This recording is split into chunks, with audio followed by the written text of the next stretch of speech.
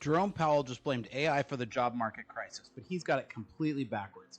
After watching companies burn through billions of dollars on AI with minimal real-world results, I'm seeing something the Fed chairman is totally missing. What if the real job killer isn't artificial intelligence, but artificially high interest rates and poor mismanagement by the Fed? What if companies are spending on AI, desperately trying to survive Powell's own economic stranglehold? So today I'm exposing why the Fed's narrative about AI and jobs is dangerously wrong and why that matters for every business owner who's watching this. Let's break this down today.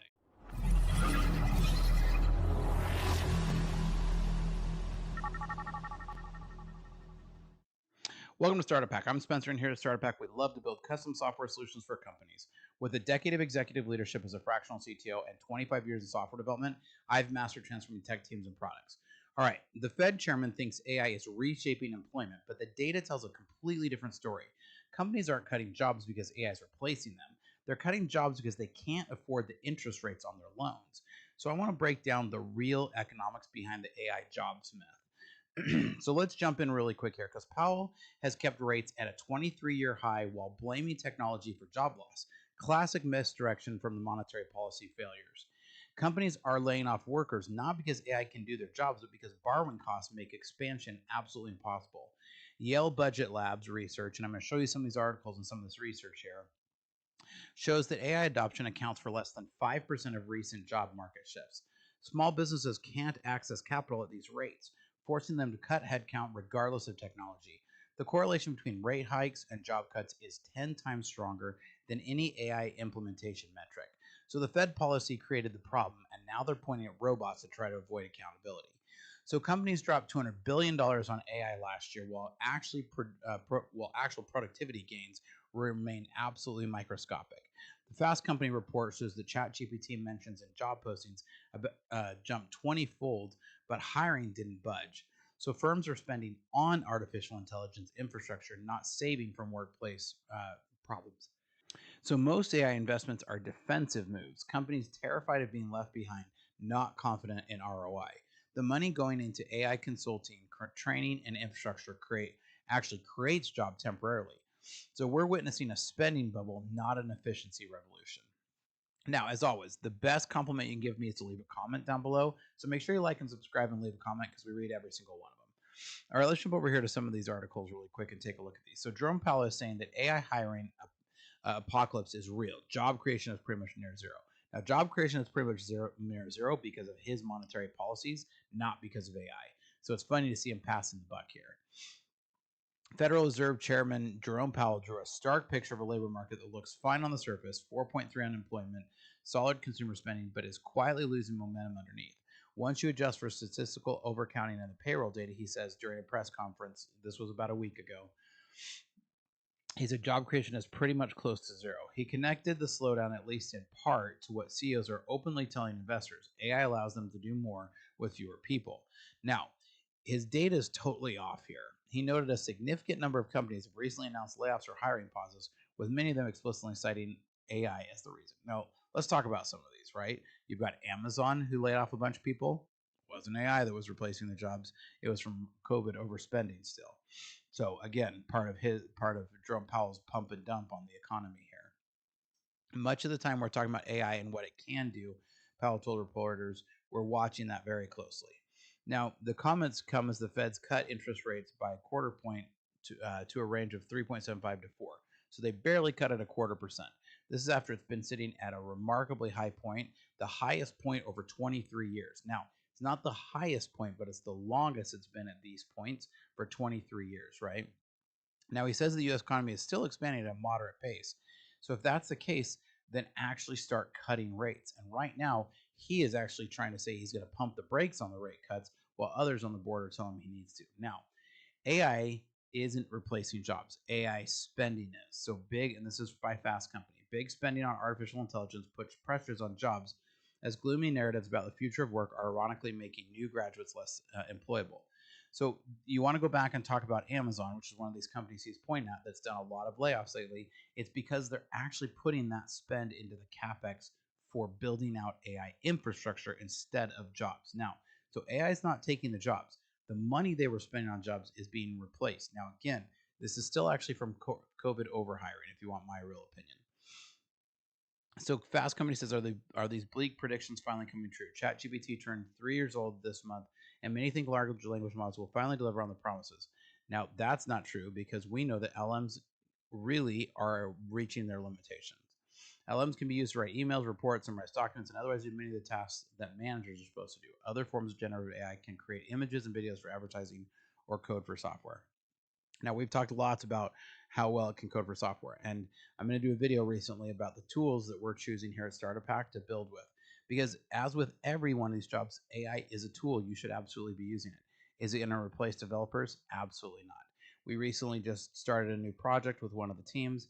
We had AI take the old code, run it through, and it generated a bunch of code. We did this 4 times in a couple of hours. Not one of those were anywhere near something we could ship to production.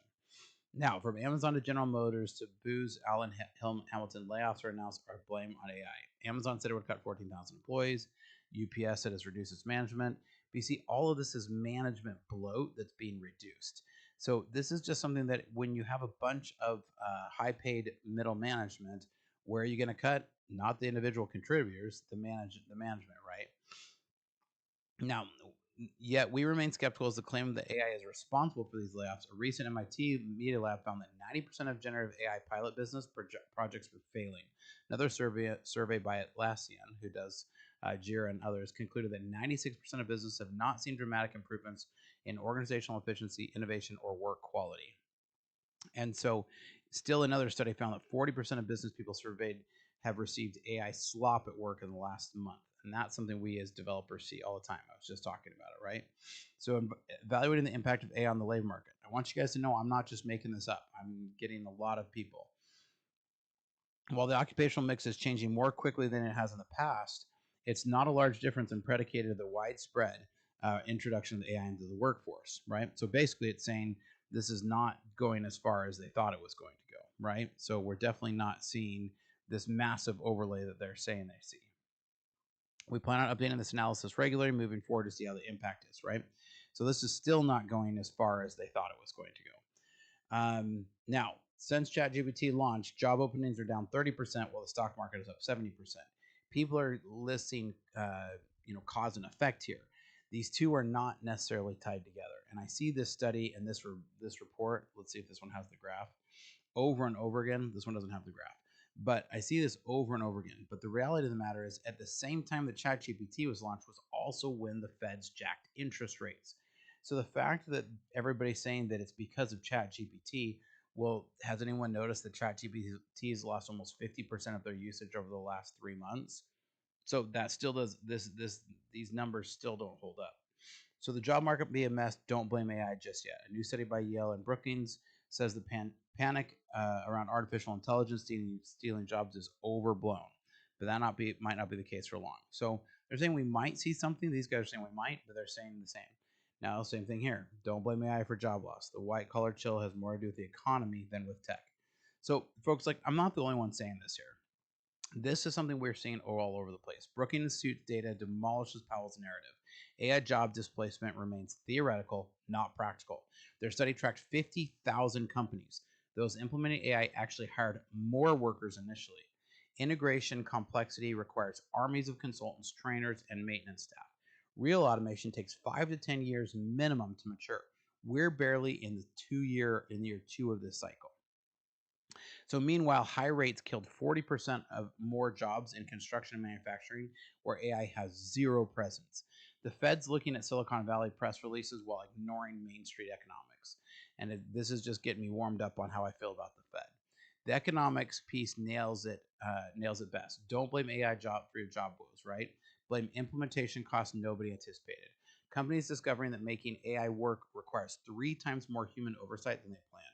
Every AI system needs data scientists, prompt engineers, quality checkers, new job categories everywhere. So I'm watching clients hire entire teams just to manage their AI tools properly. So the dirty secret here is AI creates work before it eliminates work, if it ever does. So Powell's missing this because he's never actually implemented technology at scale, and he's not in touch with what's going on really in the market. He's sitting too far aloft on his golden throne. Now, Fortune's scariest chart shows S&P 500 companies mentioning AI constantly while job openings crater. If AI were truly replacing workers, profit margins would be exploding. Instead, they're shrinking. Tech giants announcing AI breakthroughs while simultaneously conducting massive layoffs unrelated to automation. Stock prices disconnected from AI reality, pure speculation driving valuation, not operational improvements. Companies using AI narratives to justify rate-driven costs cuts to shareholders. The market knows this is a monetary policy damage, not technology disruption. So this is what we're seeing over and over again. AI requires massive retraining programs that companies can't afford at current borrowing costs. Workers need 6 to 12 months minimum to effectively use AI tools. That's investment, not replacement. Every successful AI deployment I've seen increased training budgets by 40%. Companies cutting training budget due to high rates makes AI adoption literally impossible. The skill gap isn't workers becoming obsolete. It's companies unable to fund upskilling. So Powell's ignoring the monetary policy his monetary policy actively prevents the workforce adaptation he's claiming is happening. Now, VC funding for AI startups is down 60% since the rate hikes, despite all the hype. Investors can get 5% risk-free return, so why gamble on unproven AI companies? Builtin.com data shows that AI job postings crashed when funding dried up, not when technology improved. The correlation is undeniable. Rates up, AI investment down, job disappears. Startups that could have created thousands of jobs died from capital starvation, not AI replacement. So Fed policy killed more AI companies than AI killed traditional jobs. Now, countries with lower rates show completely different AI employment dynamics. Japan kept rates near zero. Their AI adoption increased employment by 2%. European Central Bank research found no correlation between AI spending and job loss. China's AI boom created 4 million new jobs while maintaining low rates. The pattern is clear. AI plus cheap capital equals job creation, not destruction. Only in Powell's high rate America do we see this false AI unemployment narrative. So if AI is eliminating jobs through efficiency, productivity numbers would skyrocket, but they're flat. Yale's research shows productivity gains from current AI are statistically insignificant. Companies report spending more time managing AI than they save from using it. So the promised automation revolution requires productivity jumps that we're simply not seeing. Real productivity killers, stressed workers, reduced investment, frozen hiring, all rate driven. Powell's confusing correlation with causation is the most basic economic way possible, and all he's doing is trying to pass the buck. So small businesses employ 40% of workers but have near zero AI implementation capabilities. Their layoff comes from inability to refinance debt, not technological displacement. So Main Street companies can't even afford basic software upgrades at these rates, so forget AI. SBA loan defaults hit record highs. That's monetary policy, not artificial intelligence. Community banks report zero AI-related job loss concerns, 100% rate-related stress. The Fed chairman is solving a problem that doesn't exist while ignoring the one he created. So Powell suggests that AI job displacement is happening now. Every study says 2030 at a minimum, at best. But current AI can't even consistently write bug-free code or give accurate legal documentation. We're seeing job postings change, not actual job eliminations. Companies' virtue signalization innovation. Historical automation waves took decades. The Fed expects this one to happen in quarters.